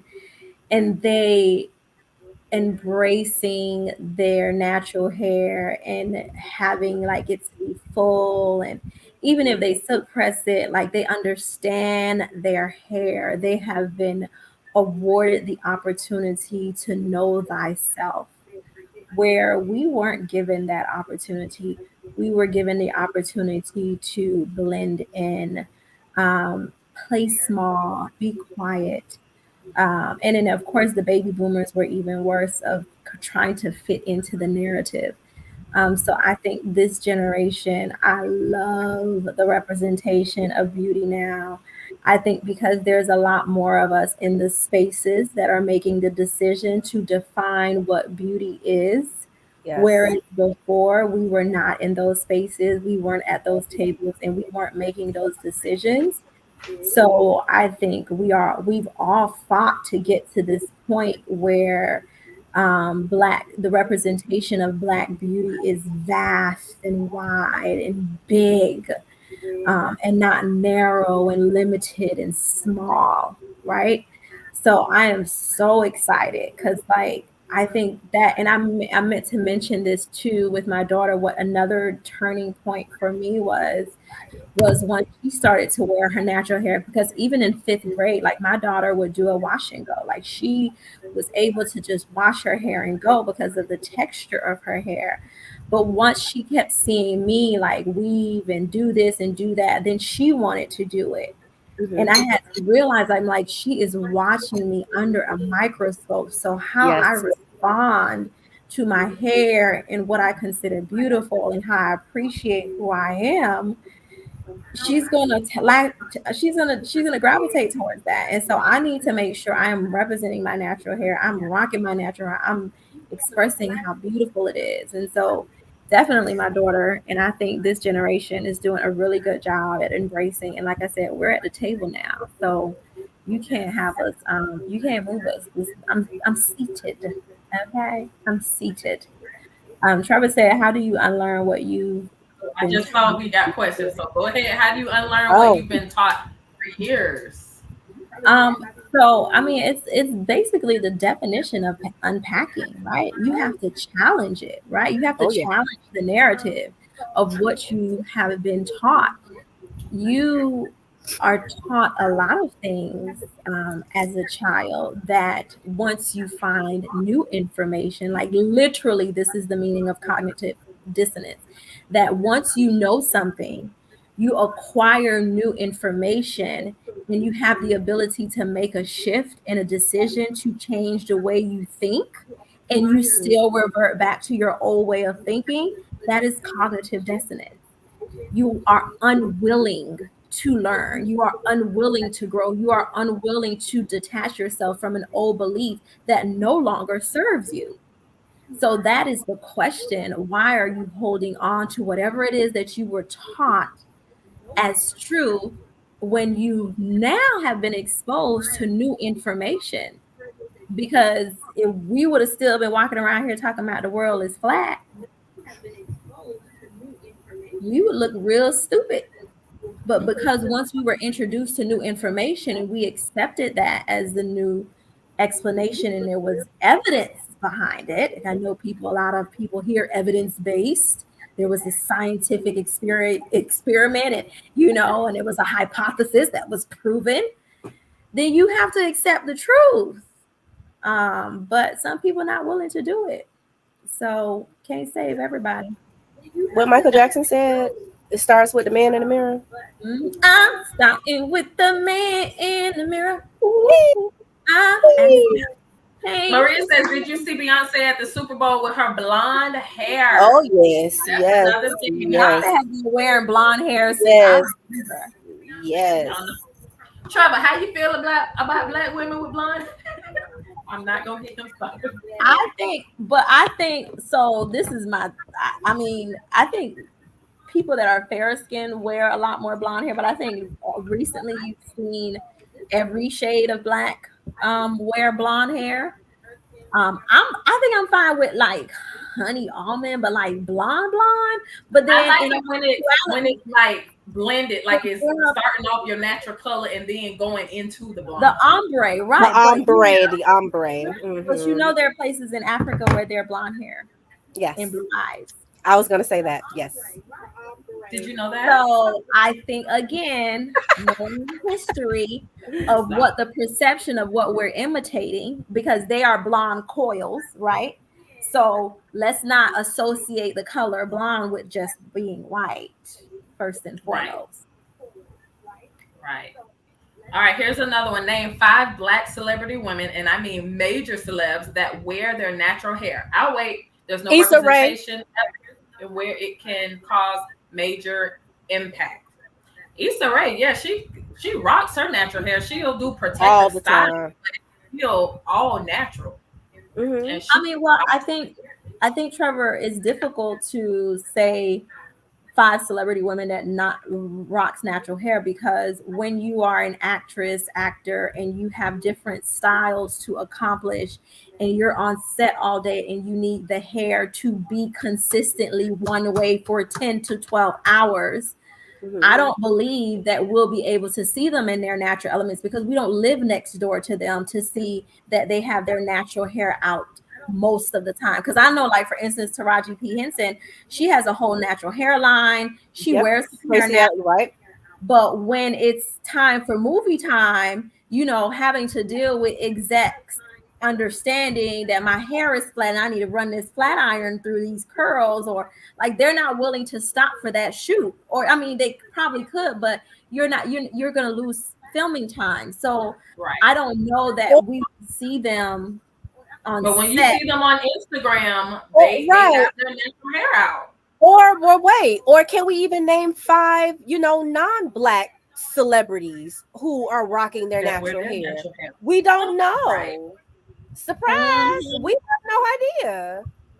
Right. You don't know whether they have, because you know they I think they perm their hair, right, to get it curly. Yes, they get right. They perm to get curl. We relax. They perm to get straight. curly, and we perm Hey, to get straight. Kev. We Look at relax. Kev Kev. talking about.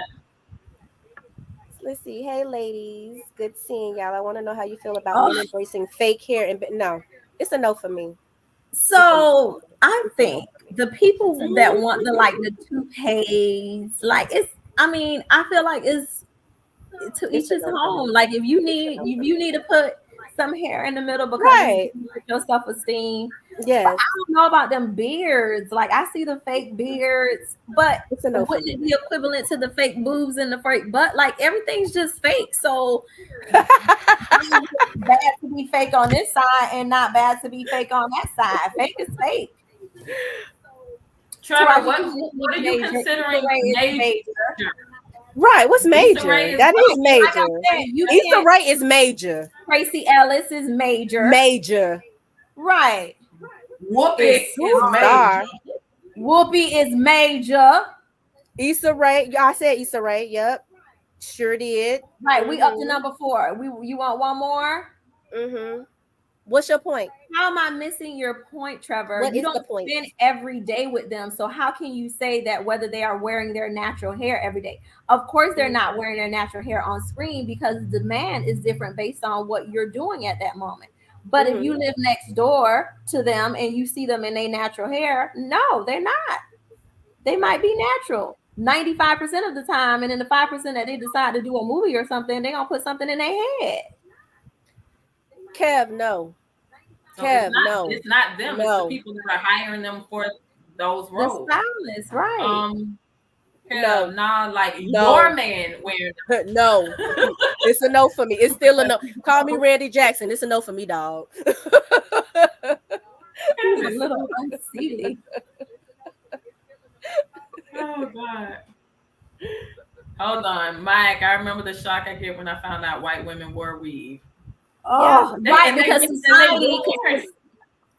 society got you believing that they just naturally have this incredible long hair. Well, they don't Yeah, call they them don't. weave. They call them extensions. Right. They're extensions Yes. and clip-ons. Which proves Right. the point of They've been selling wearing a narrative, selling a story giving the story, and then this is how it is, that all white women have natural long hair and they're Nope. beautiful hair, and that they don't wear extensions. That's the story that they have been selling. And so everybody drinking the Kool-Aid.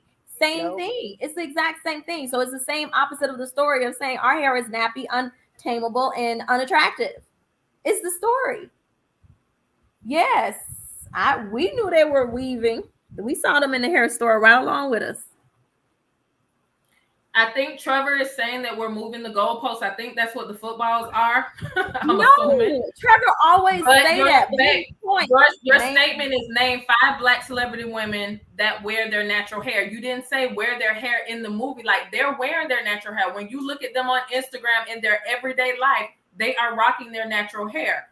When they go to work, they have to do what their, I guess, boss tells them they have to do. If the role calls for a certain hairstyle, they probably have to wear that certain hairstyle. And also, like Mia was saying, that when you're wearing your natural hair, there are things that you have to do on a regular basis to upkeep that look throughout a scene or throughout the set, that they may not give them that privilege of, okay, once this scene is done, I have to go back and I have to get my hair straightened up again, because it's going to start in that heat. It's going to start frizzing up. So it's not them saying that I don't want to wear my natural hair. They have to do what they have to do for their job. But if you look at them when they're doing their selfies and they're doing their things, they're wearing their natural hair and they are proud and they are rocking it. Yeah. Right, because even like Kerry Washington had a show on Netflix. I forgot what it's called. It's like she's a therapist and her dad is just getting out of jail, and they're going through all of this. That's what that was. But the entire Netflix series, her hair is natural, like, because I'm sure this was something that she was more in control of and had ability to direct and had more say about what happened versus not. And so in that entire season, her hair was natural, and it continued to be natural. So again, Trevor, you don't like context, right? You want to drop something in the middle of the damn ocean without no context. We don't think that way as women. We think about the inferences, right? The connection. And if they had a choice for all of their roles, I'm sure they would prefer to wear their natural. You don't know that mess that they make them wear. The hair gods have taken yours. You don't know nothing about no hair, Trevor. Like, you know that she was wearing a weave. Yeah, white women, they wear extensions. Black women wear weaves. Right. And sure. He said she called him an extension, and he's the heifer that's weave. Not heifer. Right. And I can hear him saying that too. Yes, Maria G. Yes, she sure does. Right. That's from Grown Ups, right? Yes. Yeah, Grownish. Yep. Grownish. Grownish. Yeah. Grownish. Grown-ups. Oh, and then there's the other lady. She was talking about, hey, I forget her name. She's, hey, sweetie, hey, baby. You know, what is her name? She got a line in Target. Tabitha Brown. She's another one. I love her. Right, and then Trevor, what is your definition of major celebrity? Right. Because in the Instagram world of what we are now, like people that are like Instagram famous, people consider them celebrities now. Let me stop. You IG famous girl. I am, girl. Y'all be seeing my reels. My reels is funny. My reels is so funny.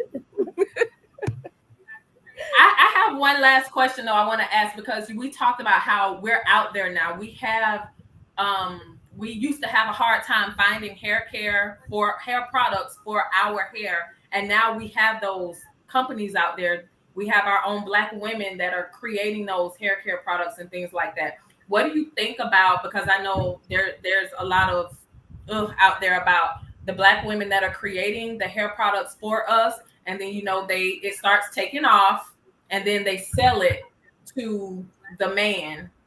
They're being considered sellouts now because they're not keeping it Black owned, and now they want to start canceling these Black women because they got to a place where, you know what, I've gotten to the level that I want to be at with my product, and it's mainstream now. So now I can go ahead and sell it, make my money off of it, but still have it out there. And now they're being seen as sellouts. How do you feel about that? And that's not fair, because you didn't act like that with Nike. You didn't act like that with all of the other brands out there. Enterprise is enterprise, and why should there be a different rule for us versus them? Like, of course we want it to remain Black owned, but isn't the intent is to be removed from poverty? Isn't the intent to build generational wealth? So if there's an opportunity to build generational wealth by selling the brand, then you sell it, because you can always create a no one. You can take that money and do something else with it. Correct. Like, I don't believe that we should be separated from what enterprise looks like because we're Black, and we have to be held to one type of standard of growing money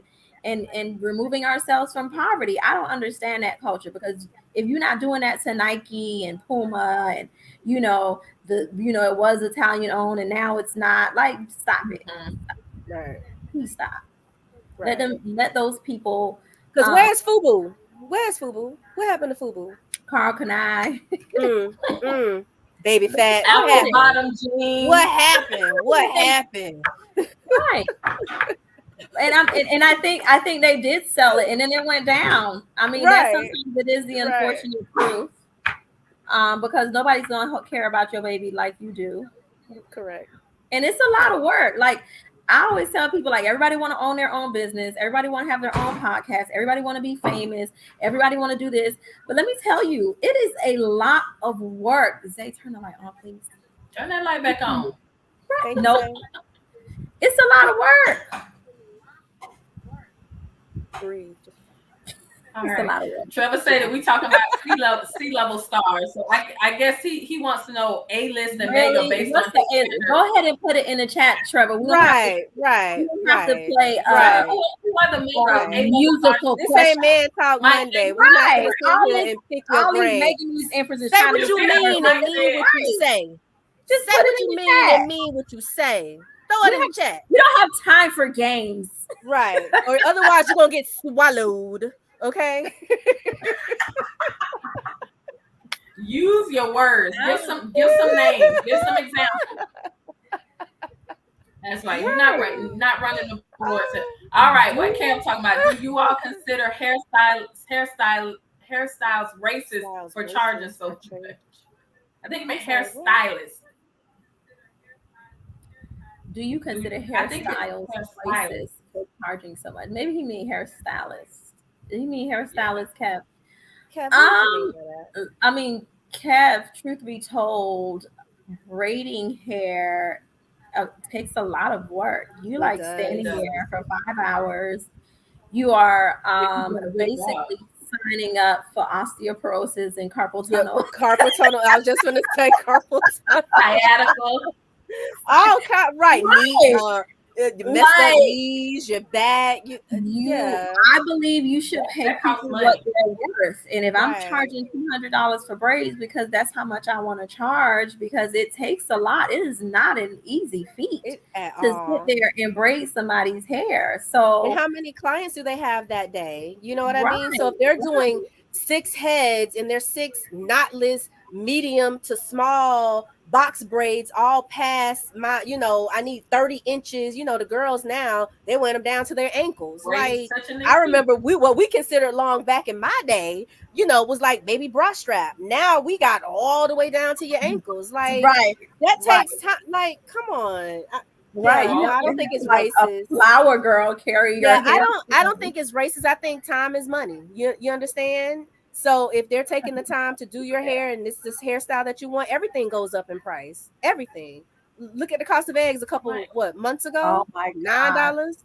Oh Lord. For 4 eggs. Mike, all right, somebody get Mike. Why are you like this, Mike? Why are you? I knew he was gonna go there. That's why I was like, Michael. He was doing so good. He was. Right, and I think there's a misconception that other people don't pay just as much for our hair. Like I have non-African American friends. No. Not Black friends. You, Dr. B? No. And they much for their hair. Like their hair visits, like just from like washing and blowing it out, I'm like, $85 for a wash and blow? Why? Because they got to get their ends trimmed, and it's a certain way that you blow dry it so it lays right. And it's also the type of, they don't normally have product in their hair. And if they want, like, I'll never forget, I had a friend, Caucasian, who wanted, basically she wanted an updo. She wanted her hair in a ponytail and she just wanted some curls, right? Because she was going to an event and her stylist couldn't get her in. So my stylist was able to get her in, and she was like, is he going to be able to do my hair? And I was like, I'm pretty sure, because that's what they practice on in hair school, right? On the mannequin. Right. It's not our hair, it's your hair. Right. So she was like, oh, I didn't think of it like that. It's fine. We friends. It's cool. He literally charged her $25. She was like, her stylist would have charged her like $100 and plus just to do basically a ponytail, a tight ponytail with some curls. Like, I could have did it for free. You know what I mean? So yeah, I think everybody pays. It's just expensive. It's just expensive. Yeah, hair is just, it's an expensive. Whether it's a weave or an extension, it's still expensive. Because I know haircut for guys have gone up. Like, it used to be like $10-$15 for a haircut. Right. How much are y'all paying for a haircut now? Y'all paying, and don't get the whole shampoo in your face and the whole treatment of a haircut and a hair wash. Like, those and the beard care. That's a whole nother. Right. Listen, I have a friend who was getting his beard relaxed. Stop it. I tell you no lie. I tell you no lie. He was getting it. Now, I don't know what they called it. They called it something real fancy, but he was getting it relaxed. But it was a relaxer. Okay? It was a relaxer. He was basically permanent beard. Now. No. It's still nice and luxurious because he doesn't go like every 6 to 8 weeks. He just goes, I don't know how often, like maybe quarterly or something. But my point is, he was paying close to like, hundreds of dollars to get your beard perm. Like, sir, what are you doing? And why are you doing this? That's not cute. It actually, he looks really good with it. But yeah, I just want you need to invite him on next. I'm gonna see. Because this one thing we talk about, women that perm their hair, he perming his beard. I mean, as long as he's not putting it to his skin, I guess. Well, no, I mean the hair. I mean, it's still your hair. Like, I feel he's still right. All up in him, or maybe it's just the end. Kev, why do you feel like that is racist for somebody charging $400 to detangle and trim a hair? Have you ever had to detangle somebody's hair, Kevin? He has not had to detangle somebody's hair. I would pay $400 for somebody to detangle somebody. Like, does she only charge the black folks because somebody sets their... I mean, I say that's expensive. Like, it's not for me, but I don't see how that is racist. Like, I would need to know, like, like when she see a black person come in, she charged $400, but a white person she charged like $50. Like, that's definitely racist. Why is her price racist? Yeah, no, that's a lot. The tangle. I remember being in middle school charging like $60 for like, remember when like the bob braids were out and you had to burn the tips. By the end of that year, child, I was up to 80 because I was like, no, sir, this is a lot of work. And it was like the small ones, and my fingertips were done. They were burnt because we weren't doing the. It was terrible. Yeah. So I think people charge their worth, and if you want to pay it, you pay it. If you don't, then you need to find somebody else that's gonna do it for less. Know your worth. Know your worth. Right. Yeah, I don't. Saying they paying like $80 for a haircut. Shut up. That's how much it is now for a haircut. That's crazy. No, it's true because I remember I took the boys to get a haircut. Usually their dad take them, and I'm like, I went in there and he was like $25, and it was my child was like 4. I'm like, he's a child. Right. What's the child prices? Right. Right. He's gonna get lymphoma. His jaw. Beard perm. If you've been diagnosed with lymphoma of the jaw, you could be compensated. I just All right, cannot y'all. believe We coming he up. was trimming his hair, his beard. Yeah. That's crazy. But well, she did. Let me say this. He never said it was a perm or a relaxer, but that's what he do. It texturize or That's Oh, whatever. what it could be. It's It still could it be, it's still same thing texturized though. is It's like still that version of chemical, a Jerry curl, right? but it's still yeah. But or I'm it just could saying be. it's still. Remember the biotin era? Not a biotin, but like I know what you're talking about. Yeah, where right, you would put it's supposed to be better than better. whatever. It's still chemicals. It's still Right. chemicals in your beard. Like, sir, you still getting your beard perm. I don't It's, care. yeah, it's still a chemical. Right. Uh, No, but we are I'm looking to absolutely see if still we have any more. disagreeing with Trevor too. Papa XO All made the right. Well, we're comment. coming up on 2 hours. We don't have any more questions in the comments. This was a great episode. I loved hearing the stories. Thank you to all of you who were active in the comments. We really appreciate it. Make sure you like, subscribe, and share this video. I really enjoyed chatting with you ladies again. It's been 6 months. Yes. We Me came back too. hard with you. And Yeah, we're Yeah. calling And all of the we're calling out all of the cream and crack part people, calling you I'm out. on Bring it. We ready for a real discussion. While you still combing your hair, let's face this devil, demon, magic. I don't know what you want to call it. Face the creamy crack. But no, it was really good. I was excited about this episode because, like I said, I love hair. I love the idea of hair. I love yes. the concept of hair. I love what hair Yes. is in our community. And I'm just glad that, we are in a place where we can own our own hair and we don't have to worry about people judging us anymore. And they probably still do judge us, but we don't care. At all. That's At it. We don't all. care. At all. Don't care. Like that That's people the say, I fun can't do it. part, not caring. Right. That's the part, not caring. I don't care what you got to say. All right, Trevor, any closing words? Exo say Moonball? he cut his hair. Say it again. I was asking if you have any closing words. Yeah, I wrote some stuff down, so I'm gonna just go ahead and I always got to end on the say what you mean and Mean what you say. communication. That's right. Sometimes we need to communicate though with self-expression. Okay, black hair is beautiful and versatile, regardless of your texture, ladies and men. We should feel comfortable regardless of our hair texture. We should feel proud no matter what our hair type is. So I say wear your curls, nurture your natural, rock those locks, style those braids, lick those edges or not. Just love yourself and your hair. Okay, bye. I love that. Oh, you brought up a whole topic that's knee jerk for me. I'm like, I want to What? go back to a time where we don't have to slick our edges. I said or not, slick it or not. Yes, You don't have to, like I did it today, but tomorrow they may not be become a done. rule. It became a rule. Everybody got to have Not a slick rule. edges. No, Girls no, with the ma'am. edges and No, baby ma'am. hair. No, ma'am. No, you don't. Right. No, you don't. You don't. You don't. 45 years Now old with baby they hair. taking it right, and it's all on your eyebrow. The, Why val- y'all edges? the valance Baby hair fit. kissing your eyebrows. First of all, baby, Yeah. right? That's not baby hair. Girl, That's we done full grown at restarted that the point. show.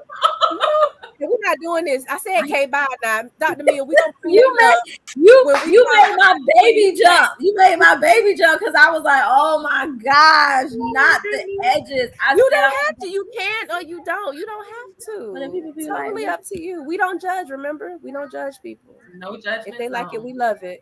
I would like to end. My final words would be, we are living in a time and space where we are allowed to be who we want to be. Most people don't believe that it's a good thing, and most people are pushing back on, people just being able to be genuinely happy in their skin. But I tell people, who are you to judge? Like, unless you have somehow became the Messiah, then you just need to let people be. But I do believe that when we learn something new and we have an ability to grow from that information, that we should apply it. I don't think that we should continuously do the same things and expect a different outcome. So I think growth is important, education is important, And we got to move away from continuously doing things to ourselves within our communities that are hurting us and not helping us. So we have to heal forward. And part of that conversation is letting go of the things that no longer serve us. True. I love that. I love that. Well, thank you, ladies, so much for joining me. It's always fun. And again, at some point, we have to put together our behind the scenes of us getting ready to hop on here because it's always fun.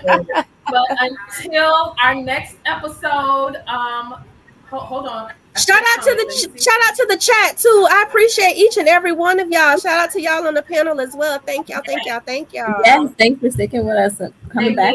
They missed us. We's back now. We's back. What's our next episode? We know.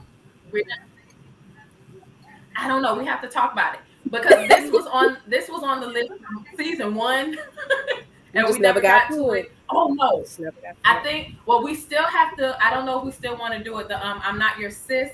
SIS. We had talked about doing that. You know, because we are not transgender. They call us cis instead of just a woman. Right, but it's like that terminology has been around for a long time. I think it's just the way that they're using it now. It's just like things that people use, like in the medical world, it was something that was used, but it wasn't out just random. Right, it wasn't just mainstream. Right, it wasn't mainstream. But I think a lot of things weren't mainstream and are mainstream now. So I think it's whether it's uncomfortable for some of what that means. I don't know. Yeah, so we're gonna have some. See, you don't get overcharged out there. No, we don't keep playing. We don't overcharge me, so I don't have to worry about getting overcharged. It's cheaper to have locks too. Lookout. Yes, Q lookout. Yeah. I'm about to lock up, y'all. Real talk. We're about to join Lock Nation. Oh my God. Some t-shirts. Pour your heart out. We have our glasses with locks just hanging. Ow. Oh, look, there it is. I see it. Oh, wait, Dr. Mia, I got something for you. Hello. Oh, yeah.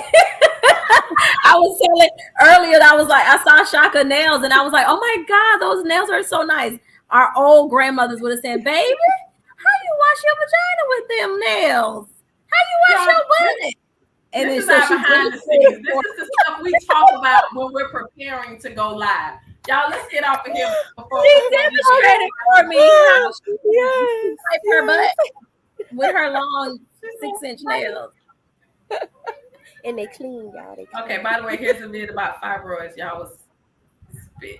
Yeah, I dealt with the fibroids too. That ended up being the reason why I had my baby so early. And at the time, wasn't even thinking about it could have stemmed from the years of relaxers and all of that. But yeah, let's get on that before we get charged for going overboard. Ladies, hold up your glasses.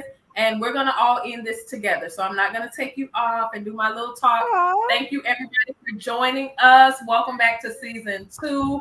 The core of Pour Your Heart Out. You will be seeing us again soon. We'll start talking about what some episodes are going to be about. If you have any suggestions or any topics you would like us to talk about, feel free to hit up either one of us if you're Facebook friends with us, or you can email us at blackwomenpyho@gmail.com. Send in those topics. We'll discuss it and we'll get them on the books. So ladies, hold up your glasses, and here is to another successful episode. And until next time, cheers. We're growing. Cheers. Oh no, cheers. Dr. Me already drinking. All right, I'm out. Bye, y'all. Later. Oh, God. And that's a wrap for another episode of Pour Your Heart Out, Black Women's Honest Conversation.